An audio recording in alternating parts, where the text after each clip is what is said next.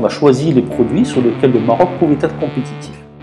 Il est nécessaire de se délester d'une partie du capital productif public au profit du privé, mais de ne pas le faire pour les questions stratégiques. La loi de finances, elle ne joue pas et elle ne jouera jamais un modèle de relance économique. Aujourd'hui, on produit de quoi nourrir 12 milliards de personnes. On a 1 milliard de personnes qui ne mangent pas à leur faim. On a un enfant qui meurt toutes les 5 secondes. Est-ce que ça, c'est un système?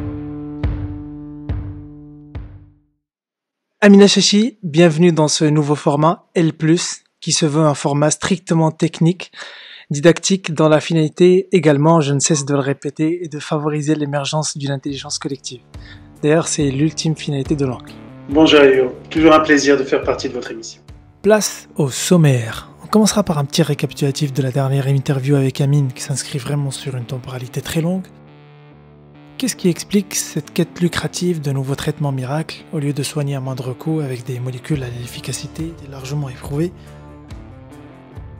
Est-ce qu'on a réussi à juguler le virus grâce à la vaccination? La sensibilité des variants du Covid-19 aux anticorps neutralisants? L'ivermectine, une endomolécule? Et comment un éventuel repositionnement thérapeutique peut littéralement sauver l'Afrique?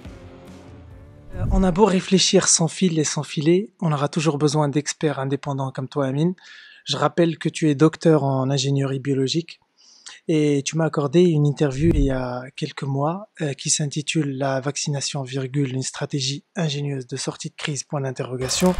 Les études préliminaires montrent que sur le vaccin chinois, alors je ne sais pas, c'est à vérifier, je parle avec des pincettes, qu'on a des cas d'infection de gens qui ont préalablement été vaccinés. Donc on n'a aucun recul sur la couverture vaccinale. La durée de la couverture vaccinale, si ces vaccins contre les souches qu'on a utilisées ou le cocktail de souches qu'on a utilisé va couvrir contre l'intégralité des variants, et on ne connaît pas les effets secondaires. À côté, on a un taux de mortalité qui est réactualisé, taux de létalité réactualisé est très bas, et des traitements qui, a priori, dans le dernier étude, fonctionnent. Voilà, vous mettez tout ça ensemble et je suis libre à chacun de tirer les conclusions. L'industrie pharmaceutique est une industrie comme une autre, il faut bien le comprendre. Pour eux, en tout cas, ça veut dire que globalement, il y a des fonds de pension, il y a des actionnaire qui viennent et qui veulent leur 15% de rentabilité, sinon ils ne sont pas intéressants. Donc le gars, il y a les chercheurs qui cherchent, qui développent, et puis il y a le conseil d'administration. Le conseil d'administration, lui, il veut une rentabilité. Donc que ce soit des médicaments, que ce soit une casserole, que ce soit une tablette ou un téléphone, pour eux, c'est pareil. Il y a 15% de rentabilité par an. Que vous mouriez, qu'il y ait des effets secondaires, ils s'en foutent. À la rigueur, on sait dans les conseils d'administration de grandes entreprises, on nous dit oui, mais les effets secondaires, on dit combien vont nous coûter les effets secondaires, combien on va pouvoir nous imputer comme dommage, combien ça va nous rapporter. Bah, très bien, écoutez, ça, on va gagner 10 milliards et on risque d'être poursuivi pour 2 milliards, bah, ça fait 8 milliards de différence, allez, lâchez pas de problème, on commercialise, on y va. Après, on dira toujours on ne sait pas. On est dans ce raisonnement-là.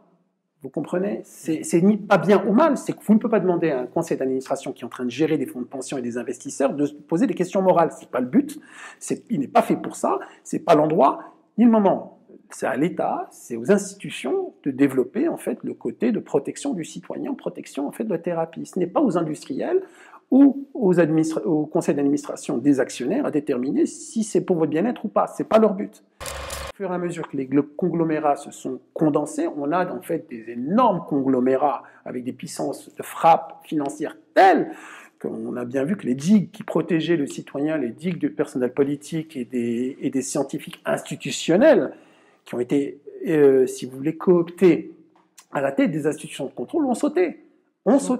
Tous ceux, celles qui nous regardent et qui nous écoutent peuvent retrouver l'interview dans la chaîne de l'Angle. Alors, les auditeurs jugeront eux-mêmes de la pertinence de tes différentes lectures. J'ai remarqué quand même que ton analyse a été très en avance sur l'actualité. Alors, si je devais faire la synthèse de ton discours, Amine, en gros, on a découvert toutes les molécules possibles et imaginables, on va dire un tas de molécules. Je rappelle qu'une molécule est une association d'atomes et leur défaut, ces molécules, c'est qu'elles coûtent peanuts et leur valorisation sur le marché, c'est ce qui les rend plus ou moins impropres à l'usage auquel elles sont destinées. Je résume bien ta position là-dessus? Bah, c'est pas ma position, c'est malheureusement un état de fait, c'est un constat dramatique de notre société et du néocapitalisme actuel, qui fait qu'en fait, tout simplement, que pour qu'une molécule puisqu'on a délégué la recherche pharmaceutique et donc l'approche thérapeutique aux industries pharmaceutiques privées, donc qui se sont arrogés le droit, donc de facto, de nous proposer les médicaments que l'on doit utiliser. Et dans le système actuel, effectivement, seule une molécule brevetée, sur laquelle ils ont l'exclusivité commerciale, est apte à être promue pour soigner une pathologie. Malheureusement, comme on l'avait dit déjà, c'est qu'une molécule, quand elle est développée pour une thérapeutique donnée, selon une cible choisie à l'avance. Or, cette molécule, généralement, n'agit pas sur une cible donnée. Elle a de 6 à 13 cibles en moyenne potentielles et donc a des effets multiples, ce qu'on appelle les effets secondaires quand on développe une molécule pour une thérapeutique donnée.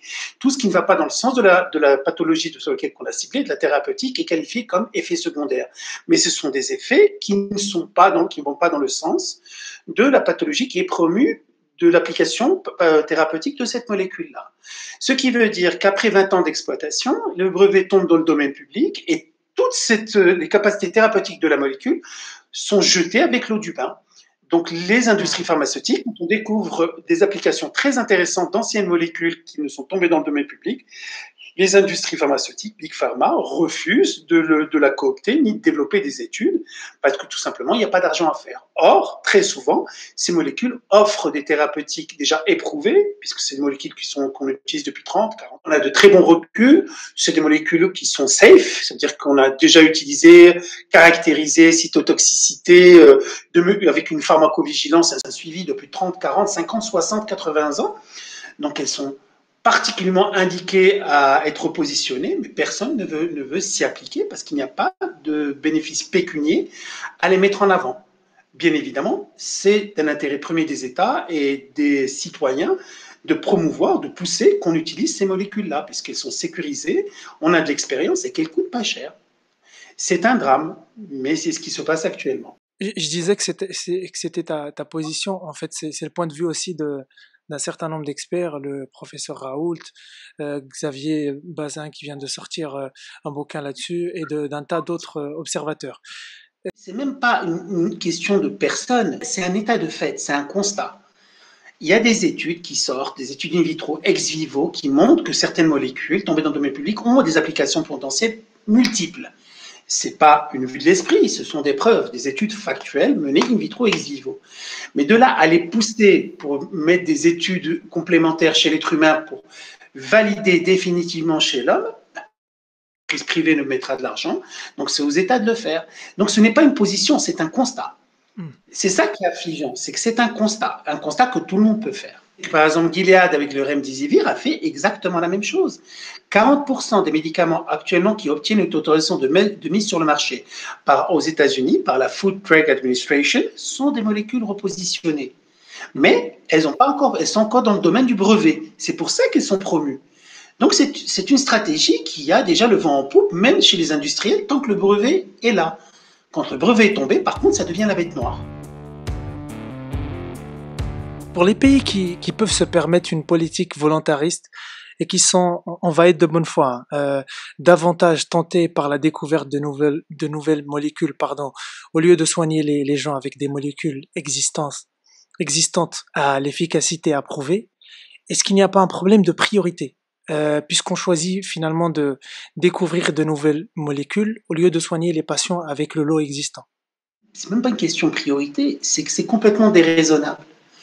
Trouver une nouvelle molécule pour une pathologie donnée, ça veut dire quoi? Ça veut dire faire un criblage, passer par des phases de test et soumettre les individus à des molécules qui n'ont pas fait leur si vous voulez, preuve anti-cytotoxicité, donc qui ont leur fait courir des risques pour des résultats qui sont potentiels.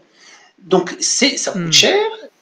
Et ensuite, derrière, plus ça va coûter cher avec les nouvelles restrictions et avec les nouvelles chartes qu'ont imposées certains organismes aux firmes vaccinales, par exemple, ou aux firmes pharmaceutiques, la facture est de plus en plus salée. Donc ça coûte très cher, c'est très aléatoire, alors qu'on a des molécules qui sont déjà éprouvées, qu'il suffit de tester, donc on est à toxicité et qui ne coûtent rien, et qui ne nécessitent pas d'infrastructures énormes ou de laboratoires de pointe pour pouvoir mettre au point ces stratégies thérapeutiques. Donc, si vous voulez, c'est une approche révolutionnaire qui utilise des molécules qui existent, tombées dans le domaine public, qui pourraient être beaucoup plus efficaces que de nouvelles molécules dont on ne connaît rien. Et la cerise sur le gâteau, c'est que c'est à la portée de tout le monde, de tous les États. On n'a pas besoin de faire un rattrapage technologique monstre, il suffit juste de faire des études, donc d'adapter des protocoles cliniques pour pouvoir éprouver et valider leur efficacité. Et ensuite, on est totalement libre de décliner ce repositionnement à quasiment toutes les pathologies. Bien évidemment, stratégie, quiconque essaiera de développer cette stratégie se prendra de facto, de plein fouet, les lobbies pharmaceutiques sur la tête, parce que c'est signé leur arrêt de mort. La dernière fois, tu expliquais avec beaucoup de prudence pourquoi il fallait dépasser les considérations anti-vax, pro-vax.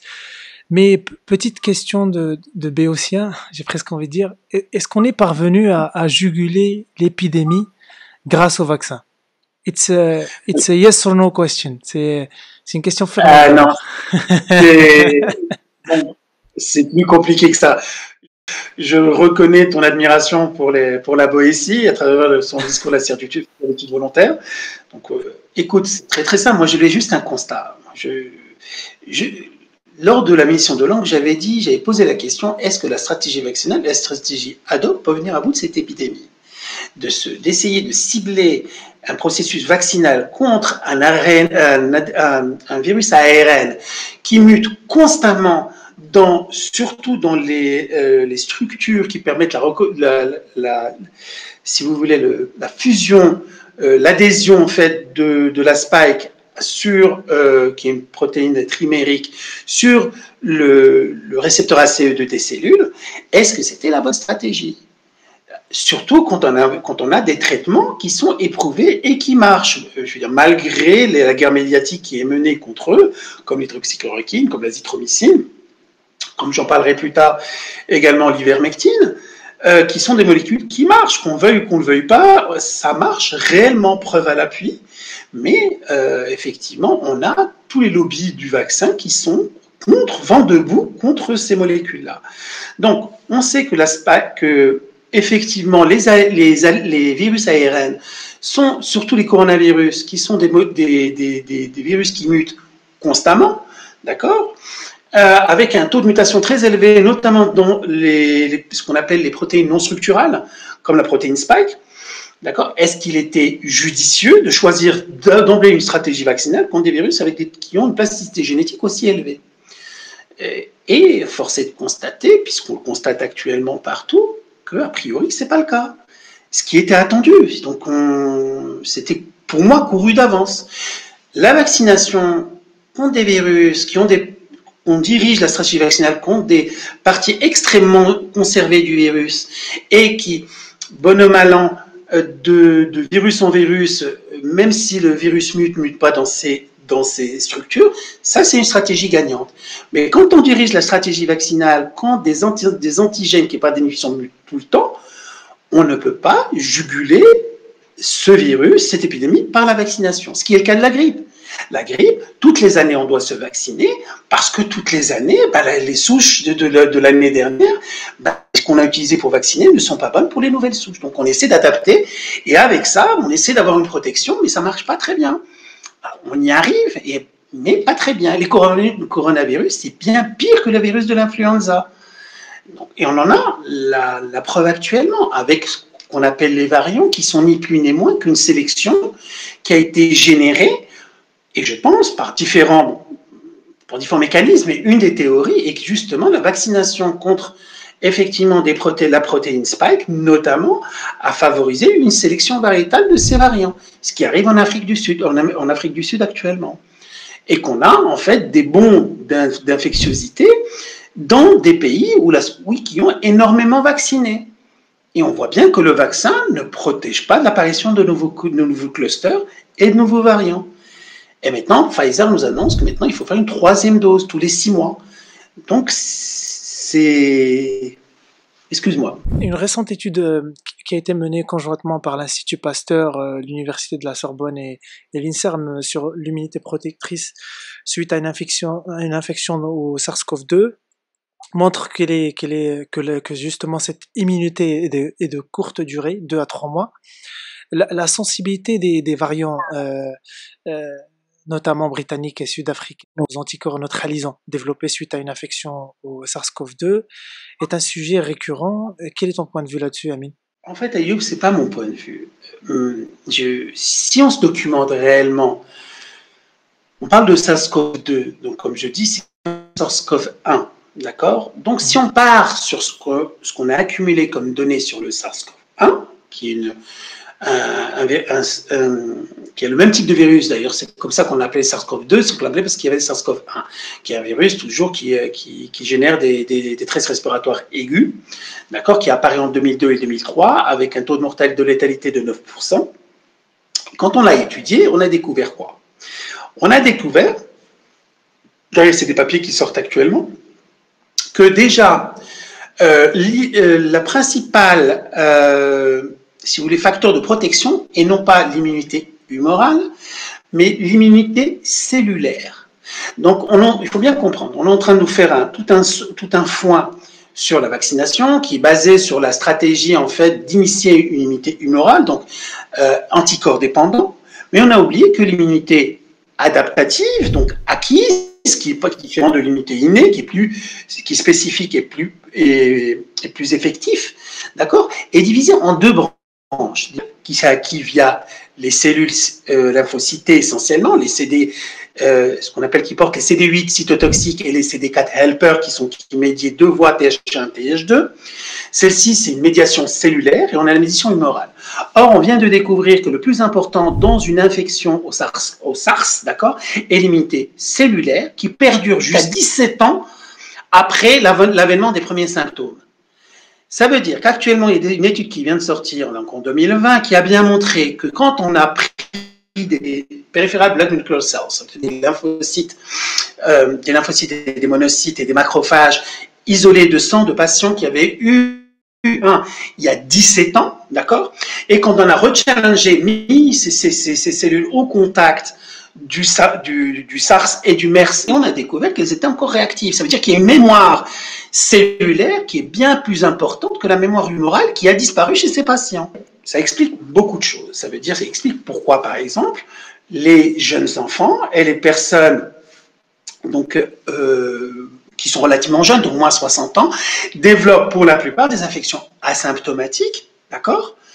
Donc, on voit avec peu ou pas de symptômes, et pourtant, ils ont eu le Covid-19. Et ce qui est intéressant, c'est qu'il y a des études qui sortent actuellement avec le SARS-CoV-2 qui disent la même chose, qui disent qu'on découvre une mémoire cellulaire de gens qui ont été infectés par leur SARS-CoV-2, une mémoire effective, ça veut dire qu'ils ont des CD4 et des CD8 qui sont capables de reconnaître le virus et de le tuer, ça veut dire qu'ils sont immunisés alors qu'ils n'ont pas d'anticorps. Ça, c'est des études qui sont en train de sortir là, en 2020-2021. Et imaginez que cette immunisation cellulaire peut perdurer jusqu'à 17 ans après. C'est des études qui sont sorties là. Il y a une publication qui est d'une équipe de Singapour qui l'a publiée en 2020 là. On le savait déjà à travers le MERS. Mieux encore, Ayoub, c'est qu'actuellement, la plupart des gens qui ont des infections asymptomatiques, ils sont débarrassés, ont ce qu'on appelle déjà une immunité acquise croisée.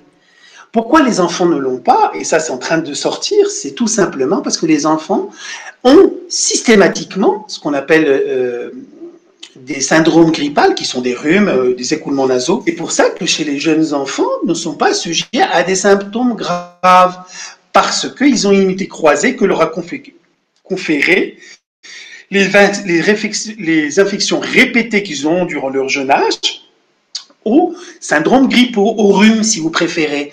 Comme on dit les morveux, les enfants qui ont le nez qui coule constamment, ils ont constamment infecté ce qu'on appelle par des coronavirus qui donnent des syndromes grippaux, des rhumes. Ah, il a attrapé froid.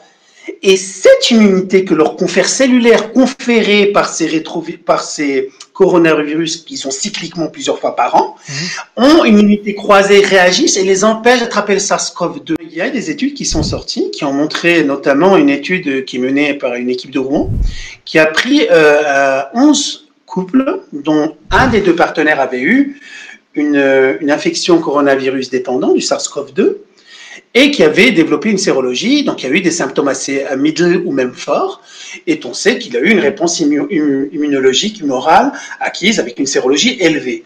Bien sûr, il avait aussi une réponse cellulaire, hein, des solutions médiées, mémoire.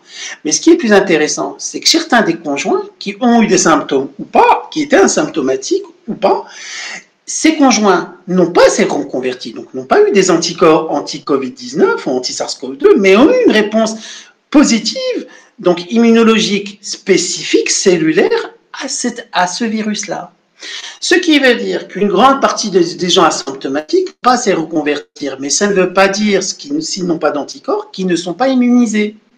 Ça veut dire également que alors mieux, c'est que dans une autre étude qui est sortie, qu'on a pris en fait donc maintenant on sait que au niveau du SARS-CoV-1, la réponse immunitaire acquise peut perdurer, la protection de la médiation cellulaire peut perdurer jusqu'à 17 ans après, parce que de 2003 à 2021, ça fait 17 ans. Excusez-moi, jusqu'à 2020, ça fait 17 ans, d'accord? On sait que chez les personnes asymptomatiques qui n'ont pas ces reconvertis, il peut y avoir une réponse cellulaire spécifique qui les protège. Et on sait en même temps que chez les réponses de ceux qui ont ces reconvertis, quand on prend des sérums de personnes qui ont été infectées par le SARS-CoV-2, ces anticorps croisent avec les coronavirus classiques et vice-versa. Ça veut dire que les enfants qui ont régulièrement des rhumes et développé une réponse immunitaire, qui ont séroconverti contre différents types de ces coronavirus, ces anticorps non spécifiques contre le SARS-CoV-2, mais spécifiques des coronavirus, les protègent. Ainsi que la même chose que la réponse immunitaire, c'est ce qu'on appelle une réaction croisée. Et curieusement encore mieux, c'est que ces anticorps qui protègent de manière non spécifique contre le SARS-CoV-2 ne sont pas dirigés contre la protéine de Spike, qui est beaucoup trop spécifique, et sont dirigés essentiellement contre ce qu'on appelle des protéines d'enveloppe et des protéines structurées de la nucléocapside. Donc, si je résume, c'est très compliqué, mais si je résume, c'est que si les enfants, on a des immunités croisées qui ont été conférées, cellulaires essentiellement, mais également humorales, conférées par l'infection des autres coronavirus, que cette immunité cellulaire est plutôt dirigée contre les protéines structurelles de l'enveloppe nucléocapside, mais pas de la protéine Spike, d'accord? Et que c'est pourquoi on retrouverait chez les personnes âgées, c'est que les personnes âgées ayant une immunosénescence, donc un système immunitaire qui fonctionne mal, d'accord? Et surtout en Europe, s'ils sont isolés de leurs enfants, des petits-enfants ne sont pas souvent ensemencés par les coronavirus classiques, que l'on a toute l'année, d'accord? Tout simplement, n'ont pas d'immunité cellulaire acquise qui permet d'enrayer l'infection. Donc, ils la prennent de plein fouet et ensuite, en fait, on a un emballement inflammatoire qui fait que c'est là où on a les cas sévères. Donc, résumons. Pensez que la réponse humorale à elle seule est la panacée pour pouvoir acquérir une immunisation de groupe est une erreur. Ça veut dire que la première immunité qui est capable d'enrayer cette épidémie à long cours, c'est l'immunité cellulaire et pas l'immunité humorale. Donc justement, si le virus ne fait pas beaucoup de dégâts ou de morts chez les jeunes personnes et les personnes de moins de 60 ans, c'est justement parce que ces personnes ont déjà une immunité acquise, faite de l'immunité croisée qu'ils ont eu via ce qu'on appelle les coronavirus qui donnent les petits syndromes grippaux ou les syndromes ce qu'on appelle de refroidissement classique que l'on a. Et ces réactions cellulaires ou humorales qu'ont généré ces coronavirus classiques nous protègent contre ce SARS-CoV-2. Et ça, c'est une avancée majeure. La stratégie vaccinale humorale dédiée par anticorps sur uniquement la Spike, à mon avis, est une erreur. Ça veut dire que si on veut essayer, il vaut mieux essayer le type Sinopharm en prenant l'intégralité du virus, parce que l'on voit que si on veut cibler immunité cellulaire et immunité humorale, dans ce cas-là, il faut prendre l'intégralité du virus, parce qu'on a vu que les cellules qui perduraient très longtemps, jusqu'à 17 ans pour le SARS, ce sont des cellules CD4-CD8, donc avec une unité cellulaire, qui sont dirigées contre des protéines de structure, notamment la protéine d'enveloppe et la nucléoprotéine de capside. Donc, il faut l'entièreté du virus pour pouvoir essayer de jouer sur cette immunité cellulaire. Si on n'utilise que la Spike, on risque de prendre le risque d'avoir des anticorps facilitants et de générer des complications sans bénéficier d'une immunité cellulaire qui, elle, a priori, est très importante pour la vaccination cellulaire. Position au vu des études que j'ai compulsées ces derniers temps. qu'est-ce qu'on peut reprocher à l'ivermectine? Parce que la polémique sur l'ivermectine bute sur un certain nombre d'incohérences et ça sent le déjà vu. Hein. On est bien d'accord, ça sent exactement la même polémique avec l'hydroxychloroquine. Ouais. Sauf que là, ils ont encore beaucoup plus de mal. Pourquoi il ne fait pas l'unanimité dans la prise en charge thérapeutique? Mais parce qu'elle ne coûte rien. Ouais. C'est un papier que j'ai publié dans la revue de Defendi Strategica qui montre, en fait, je montrais les conflits majeurs et la guerre asymétrique médiatique qui est menée par Big Pharma, qui s'est produit entre le remdesivir et l'hydroxychloroquine, avec des conflits d'intérêts gigantesques. Or, pour l'ivermectine, c'est encore pire. Parce que l'ivermectine est une molécule. L'ivermectine, c'est quoi? C'est une molécule, c'est de la famille des macrolactones, d'accord? C'est un antibiotique qui a été découvert un petit peu par hasard dans les années 60 par un chercheur japonais, d'accord? Qui par hasard essayait de trouver en fait des micro-organismes dans le sol, d'accord, pour avoir une efficacité thérapeutique. Donc il peut fonctionner des échantillons de sol partout à travers le Japon. Il envoyait chasser un collaborateur qui travaillait chez Merck aux États-Unis. Il envoyait les cultures de ces échantillons pour voir s'il pouvait isoler des micro-organismes d'intérêt. Et c'est un des échantillons, là, pour la petite histoire, c'est une découverte, c'est le hasard, mais le hasard fait très souvent bien les choses. Eh ben, dans un échantillon de terre, d'une culture issue d'un échantillon de terre près d'un golfe à côté de Tokyo, ils ont découvert une nouvelle bactérie, donc Streptomyces avermitilis, d'accord, qui s'est découvert qu'ils avaient une activité antibiotique et antiparasitaire extrêmement forte. Ça veut dire que ces bactéries ont généré des molécules qu'on appelle les avermectines, A et B, et ces avermectines avaient des potentialités antiparasitaires contre les nématodes, contre les arthropodes, contre une variété incroyable de parasites. Donc, par la suite, ça veut dire ils ont fait une hémisynthèse des avermectines A et B pour créer l'ivermectine. C'est comme ils avaient fait l'hydroxychloroquine versus la chloroquine. Donc, qui est une molécule qui est un peu modifiée, qui peut utiliser à des doses plus élevées, avec moins d'effets secondaires et avec plus d'effets positifs. Et cette ivermectine a été commercialisée en 1981 et est devenue le plus grand blockbuster antiparasitaire chez les animaux. C'est incroyable. Elle a une activité phénoménale, à tel point que ils ont fait des milliards avec cette molécule. Elle a été donc jugée molécule d'utilité mondiale par l'OMS. Et elle a été utilisée chez l'homme à partir des années 80, chez l'homme, et elle a donné des résultats incroyables. Elle a sauvé de la pauvreté et de la déchéance des millions de personnes. Elle est venue à bout de la filière de Bancroft, elle est venue de l'onchocérose, qui est plus connue sous le nom de la cécité des lignes, qui était suffit de rendre aveugle des millions de personnes. C'est une molécule majeure. D'accord? Alors derrière, elle a été utilisée pour la gale, à tel point qu'en 2015, les deux inventeurs ont eu le prix Nobel. Donc c'est une molécule où on a un recul énorme qui a été utilisée chez l'être humain et chez le bétail, d'accord? Et le cerise sur le gâteau, c'est que quand on a fait elle peut être quasiment repositionnée à l'infini. Elle est apparemment in vitro et ex vivo et in vivo. Alors in vivo en utilisant bien sûr le système de la xénogreffe de lignée humaine chez les souris SCID ou NUD, bon, les biologistes comprendront. Mais elle a potentiellement une activité salvatrice contre quasiment 70% des cancers actuellement connus. Cancer du foie, cancer du rein, cancer du poumon, cancer de la rétine, c'est incroyable, je veux dire. Et potentiellement, ça veut dire que c'est référencé. Ça n'a jamais été testé. Elle peut être potentiellement avoir des effets contre... Attendez, excusez-moi, je reprends parce que je crois que ça vaut le coup. Regarde... Alors, anticancéreux, leucémie lymphoïde chronique, leucémie myéloïde aiguë, cancer du côlon, carcinome du poumon, cancer du sein, cancer de la peau, cancer de l'ovaire, cancer de la prostate, cancer du foie, cancer de l'intestin, et comme antibiotique contre pathologie médiée contre les souches bactériennes multirésistantes comme Chlamydia trachomatis, Mycobacterium tuberculosis, donc qui est responsable de la tuberculose essentiellement, Mycobacterium ulcerans, Staphylococcus aureus, Staphylococcus doré multirésistant.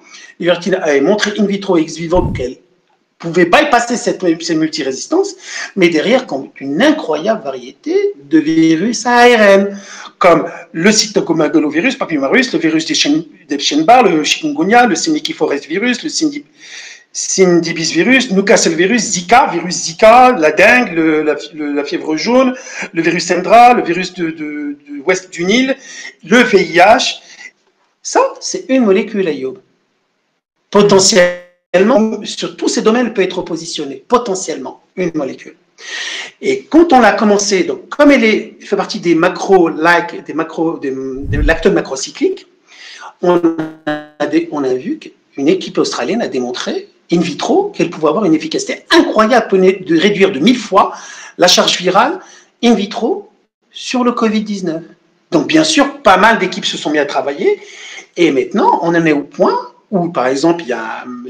Tesser, qui est un avocat en France, qui a déposé un recours au Conseil d'État pour obliger le Conseil d'État à fournir une recommandation temporaire d'utilisation de l'ivermectine pour les pathologies de Covid-19, appuyée par un collectif de plus de 50 médecins.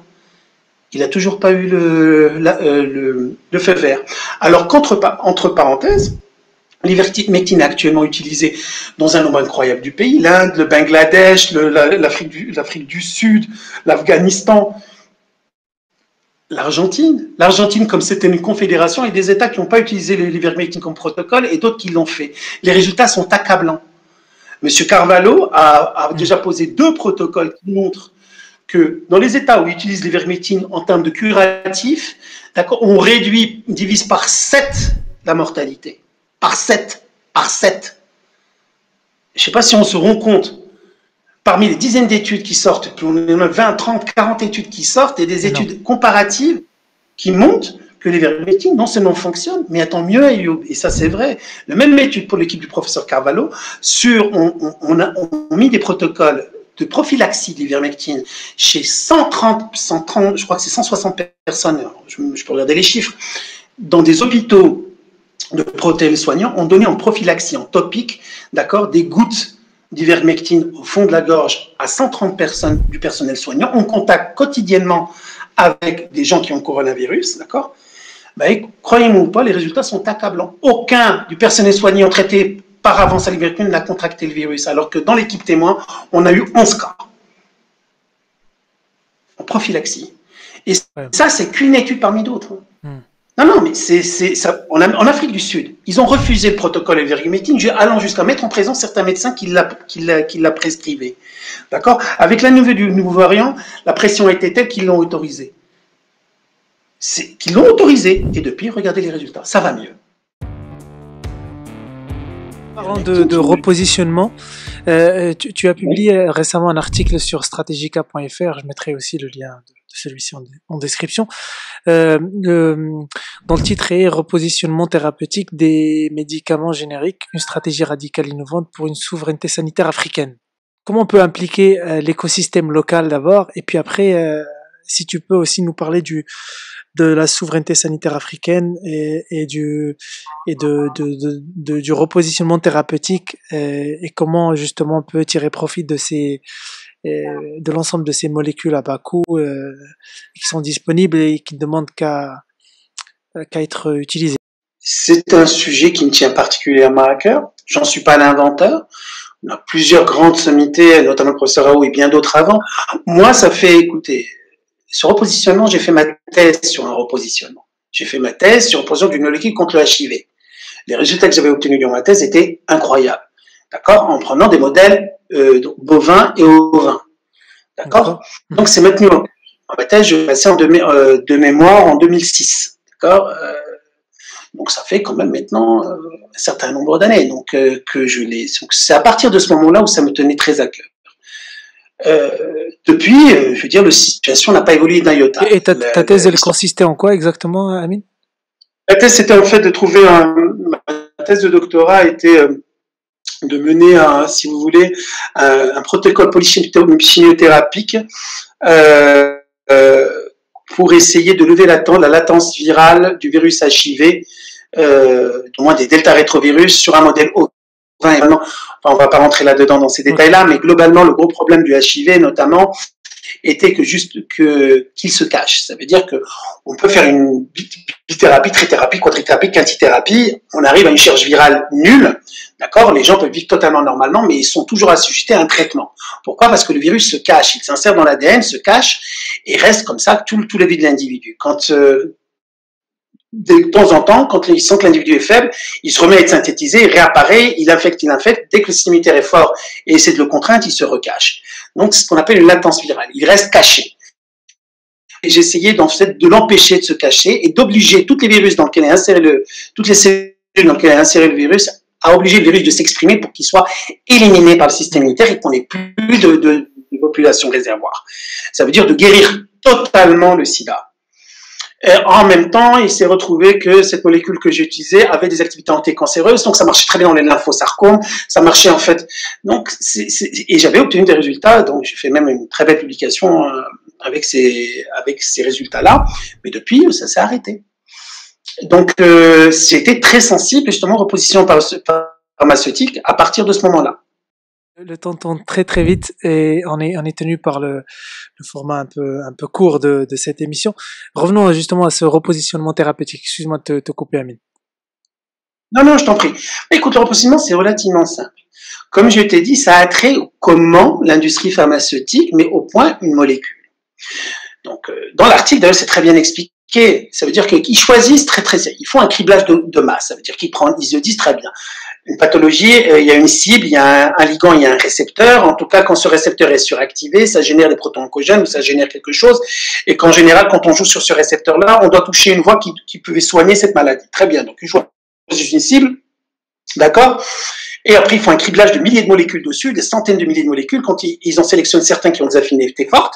Et puis derrière, cette cible, quand un récepteur, il voit l'activation ou l'inhibition. Et en fonction, en fait, des molécules qui sont liées, il voit celles qui sont le plus aptes à inhiber ou le plus aptes à activer en fonction de l'effet qu'on doit escompter. D'accord? Ensuite, une fois qu'ils l'ont identifié, on passe aux études in vitro, puis alors ex vivo, puis on passe chez l'homme. Mais on a utilisé cette molécule, c'est à lier ce récepteur, cette cible. Or, une molécule peut lier 6, 10, 13, 20 cibles différentes. Et nous, on va l'utiliser, l'industrie l'utilise pour une seule, en fonction de la cible qu'elle a utilisée. Après, elle a 20 ans de brevet pour exploiter l'effet de la molécule sur cette cible. Évidemment, quand cette molécule, en fonction du dosage, peut toucher plusieurs cibles, donc générer des effets secondaires. Mais ils appellent ça des effets secondaires négatifs parce que ce n'est pas l'effet escompté. Mais c'est d'autres effets qui peuvent être très utiles dans d'autres pathologies. Donc, une fois que le brevet est tombé, il la jette. C'est quand même incroyable. C'est comme si vous avez un briquet, vous l'utilisez pour allumer une cigarette et vous le jetez, alors que vous en éculmez 100. Mais à partir du moment où vous allumez votre cigarette, c'est pas intéressant, vous mieux trouver un autre briquet et l'acheter pour faire de l'argent. Donc, on a un arsenal de molécules qui ont tombé dans le domaine public, qui ont été utilisées depuis plus de 20 ans, donc on a un recul très important. Toutes les études ont été faites, toxicologie, de support, qui peuvent être utilisées. Et en plus, ça veut dire que, au fur et à mesure que les années passent, il y a énormément de molécules qui tombent dans le domaine public. C'est des dizaines, des dizaines, des centaines de milliers de molécules qui sont là. Donc, on connaît leur toxicité, on connaît le dosage de leur posée, on connaît tout. Mais on les utilise que pour ça. Et alors qu'il suffirait, dans la lecture, et on voit dans la littérature, comme pour l'ivermectine, qu'elle peut avoir ça, comme des dizaines, voire des centaines d'autres, enfin, j'exagère, mais des dizaines d'autres applications documentées. Mais qui va faire les essais pour montrer si on ne peut pas les adapter sur d'autres pathologies? Personne. L'industrie pharmaceutique ne le fera pas. Donc, ça serait potentiellement aux États de le faire, parce que du coup, ça permettrait de soigner beaucoup moins cher, sans dépendre, comme regardez maintenant avec les vaccins, tous les États sont en train de mendier les vaccins, on ne sait même pas si ça fonctionne, et on les mendie. Parce qu'on n'est pas autonome. Parce que ces États sont assujettis à des grands firmes privées qui priorisent en fonction de celui qui paye plus cher. Alors qu'on pourrait avoir notre propre industrie faite ici, sans demander rien à personne. On n'a pas besoin d'une grande technicité pour faire les premières études, pour faire du repositionnement. On pourrait le faire très simplement. Donc, en Afrique noire, justement, où on manque de technicité, ou même ici, où on manque en fait de matériel de pointe et de laboratoire de pointe, de recherche et développement, mais ce serait une panacée. C'est inespéré pour la santé de nos concitoyens. Inespéré. Mais après c'est tout juste comment faire face à Big Pharma quand même, qui a une force de frappe, je veux dire 150 milliards de dollars de dépenses en marketing, c'est énorme, je veux dire. Les Ça, je États. ne pourrais pas te répondre. Ça, malheureusement, comment on fait? Moi, je peux te dire ce qui est possible de faire. Je peux te dire ce qui est dans l'intérêt de l'humanité, du C'était une citoyen question marocain. rhétorique, hein. J'ai bien compris. Mais tu comprends bien que je n'ai pas les moyens et j'ai pas te répondre. Par contre, tout ce que je peux dire, c'est possible. C'est Voilà. possible. Bon. C'est possible, c'est souhaitable. Maintenant, il faut juste une volonté politique de vouloir mettre en place, c'est tout. Amine, merci beaucoup. On est arrivé au terme de cet échange passionnant. Je te remercie et je te dis à très bientôt, c'est Amine. Merci beaucoup, Ayoub. C'est toujours un plaisir.